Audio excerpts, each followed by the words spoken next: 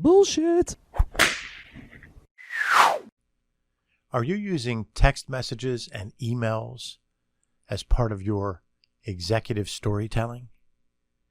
It's the No Bullshit Marketing Show. I'm Dave Mastovich, CEO and founder of Massolutions, the world's only no bullshit marketing company.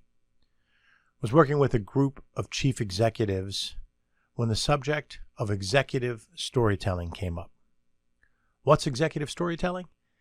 Leaders need to convey their story and their company's story to their target audiences. That includes their senior leadership team, middle management, employees and other team members, vendors, investors, their board, key stakeholders that are centers of influence or referral sources. Each of those segments need to hear the story of the leader and of the company.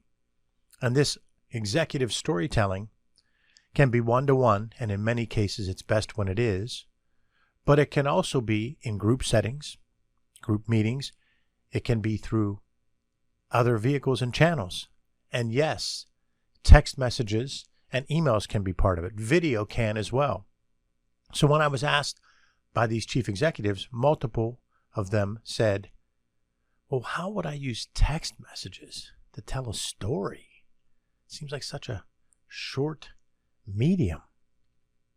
Another person said, an email too. I mean, when I think of telling a story, how am I going to do that in email? Great questions. Here's how.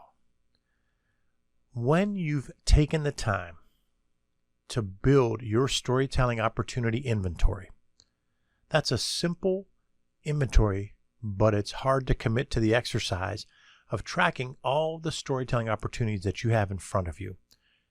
Who's the audience? What's the channel? What's the frequency? What's the message you want?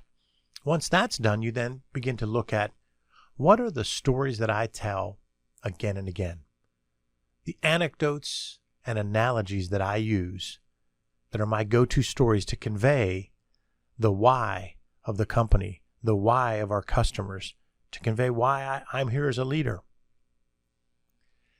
You do have those go-to stories.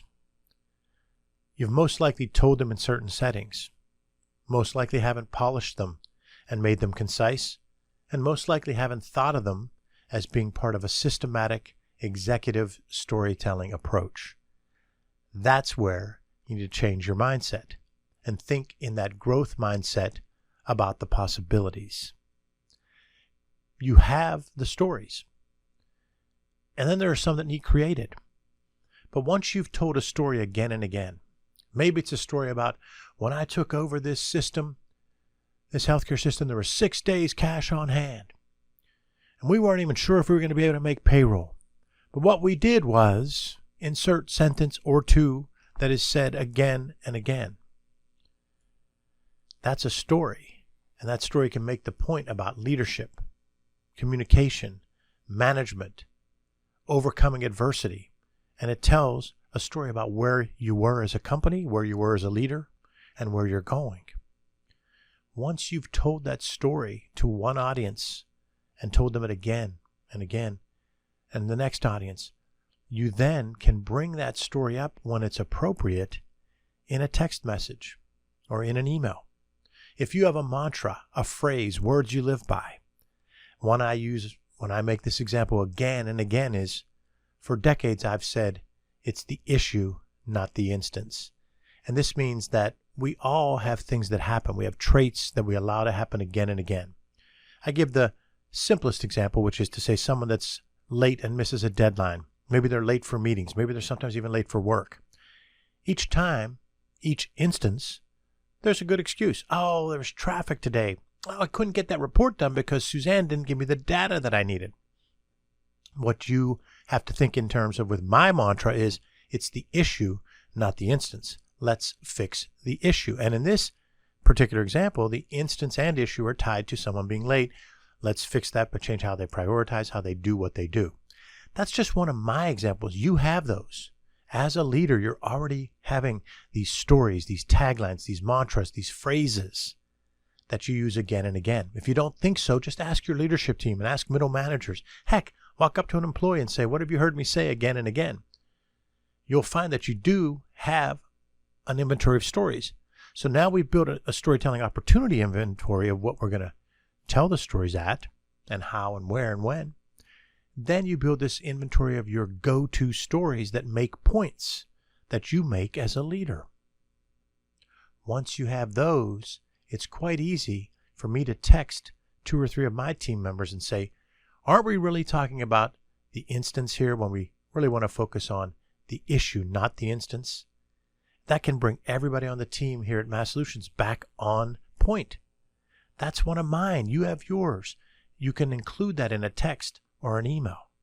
So that's how you can take text messages and emails to be powerful parts of your executive storytelling to your leadership team, to your middle management, to employees, to centers of influence and referral sources, to board, investor, other stakeholders. That's how you do it. So I love when I have the chance to bring value to the loyal no BSers from things that I've experienced and heard. And that's what I heard this week working with a group of chief executives. And by the time I made the same points that I just made to you, they were nodding and they were committing to change their behavior to be able to leverage text messages and emails as part of their executive storytelling. Thanks for listening to another episode of the No Bullshit Marketing Show, recorded here in our studio in bold, beautiful downtown Pittsburgh, Pennsylvania. Remember, ask yourself, what's the big idea? And build your story around the answer. It's all about bold solutions, no BS.